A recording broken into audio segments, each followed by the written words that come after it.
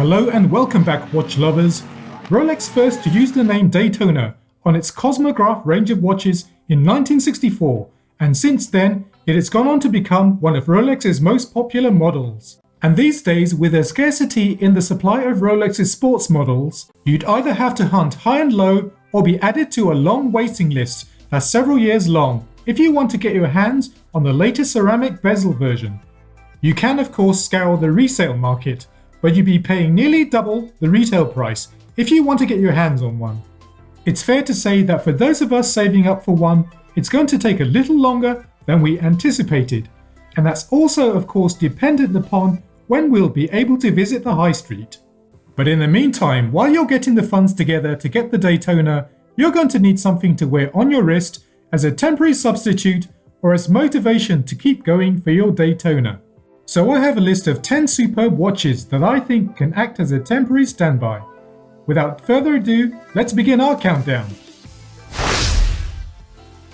At 10 we have the Orient Neo Panda. For those of you not familiar with this brand, Orient is a Japanese watchmaker established in 1950, but can trace its roots back to 1901 when watchmaker Yoshida Shogoro opened up a watch shop. Today Orient is owned by Seiko and is still one of the few companies at this price point who make their own in-house movements. Here we have the white dial version of their Neo Panda model. With its 3 black subdials, it bears a striking resemblance to the Daytona, but also has some unique design twists to make it stand out on its own. It's also available with a grey dial, and both models have a unique solar-powered movement. This watch is 42mm in diameter and strikes the right balance between dressy and sporty. The crystal is made of glass with a 10 bar water resistance, and it also features a date display at the 4:30 position, which the Daytona doesn't have.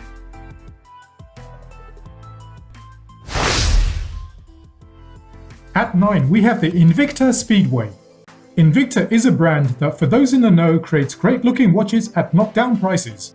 At first glance, the Invicta Speedway bears a striking resemblance to the Rolex Daytona, and even a closer inspection doesn't give away its price segment. The watch has a 39.5mm diameter steel case, and so will look even at home on those of us with small wrists. Mineral glass covers the textured dial, and a tachymeter scale is to be found on the bezel.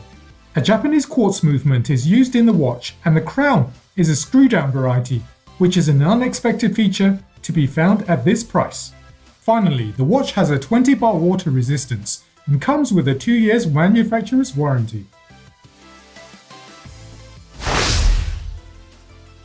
At 8 we have the Zenith El Primero. Zenith is a venerated Swiss watch brand and was incorporated in 1911 and originally started by this man. No, it's not Colonel Sanders, good try though, but his name was Georges Favre Jacot. He was an award-winning watchmaker who won many prizes for the accuracy of his watches, and his innovations in manufacturing helped Zenith to become the revered company it is today. The El Primero was released in 1969 and is often credited as being the first automatic chronograph in the world, narrowly beating another automatic chronograph movement developed by a rival consortium. An automatic chronograph movement was a major engineering breakthrough back in the day. This was because of the extra power required by the extra complication, and also to make it small enough to fit inside a watch case. Zenith's automatic chronograph movement beats the Rolex Daytona by over 20 years, because Rolex had been using manual winding mechanisms in the Daytona right up until the end of 1988. Even then, the early versions of automatic movements used in early versions of Daytona automatics were modified El Primero movements.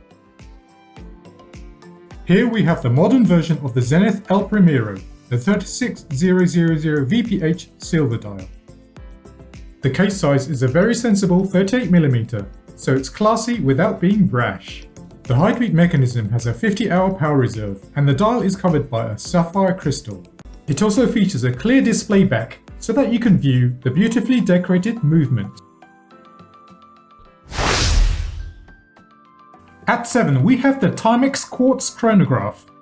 Here we have a watch for those of you that are saving up for your Rolex Daytona but don't want to spend too much on their interim watch, but still want something of quality and character.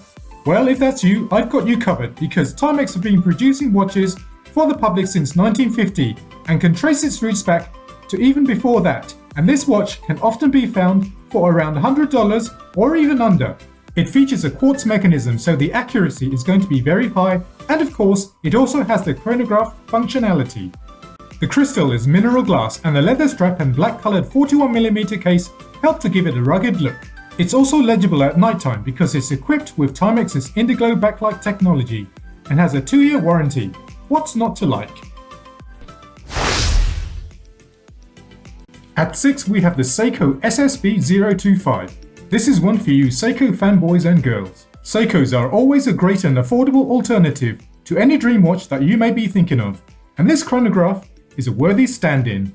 Here we have the SSB025, which is the white dial version of this chronograph. It has a tachymeter scale around the bezel and there are 3 subdials. Large push buttons are on the right hand side of the case to be used for the chronograph operation.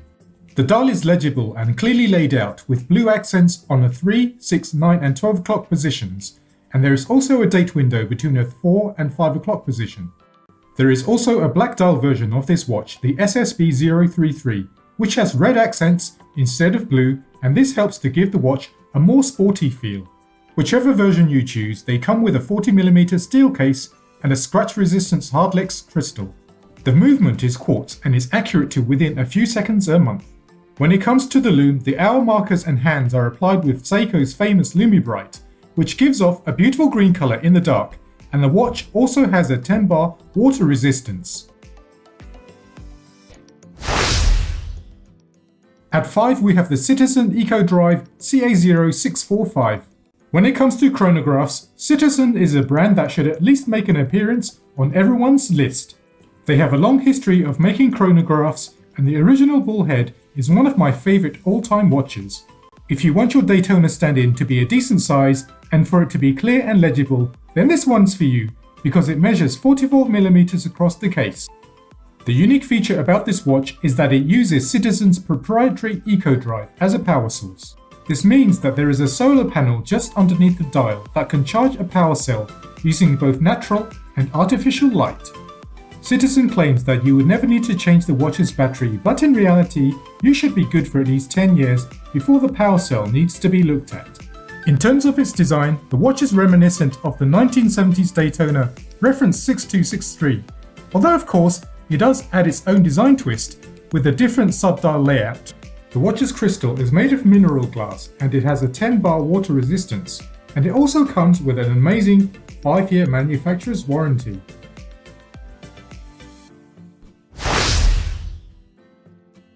At 4 we have the Casio Edifice Chronograph. Casio have been producing watches since 1974, and they're still doing so, which means that they must be doing something right. The Casio Chronograph is a worthy Daytona stand-in and is a part of their Edifice range of watches. This is a range of watches that's above their entry level, and they also come with higher up features. The model shown here features a sapphire crystal for that all-important scratch resistance. The dial is white with silver hour markers and hands, and has a date window at the 3 o'clock position, and is surrounded by a fixed bezel.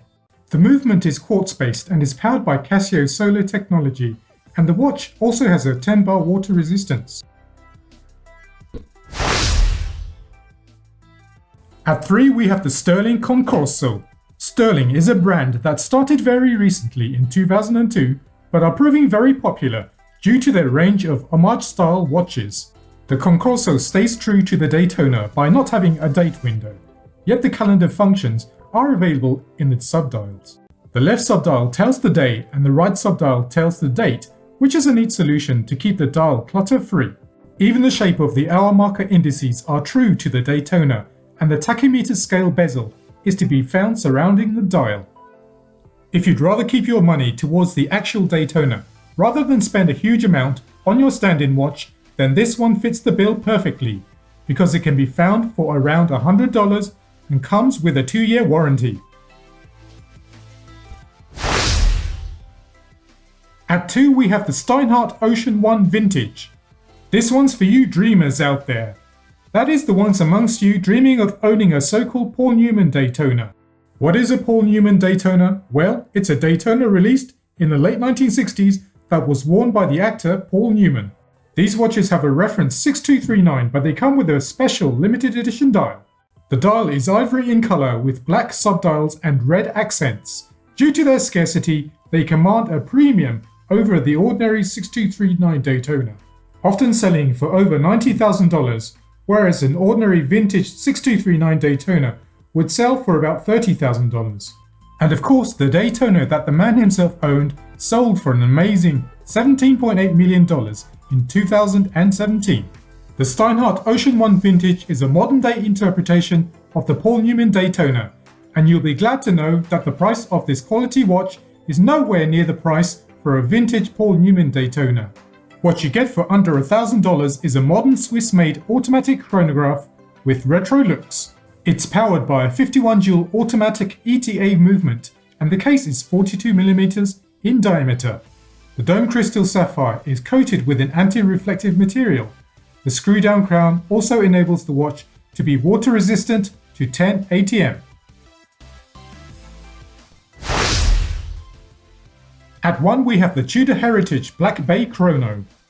Tudor is a sub-brand of Rolex and can be seen as Rolex's younger and more funkier cousin.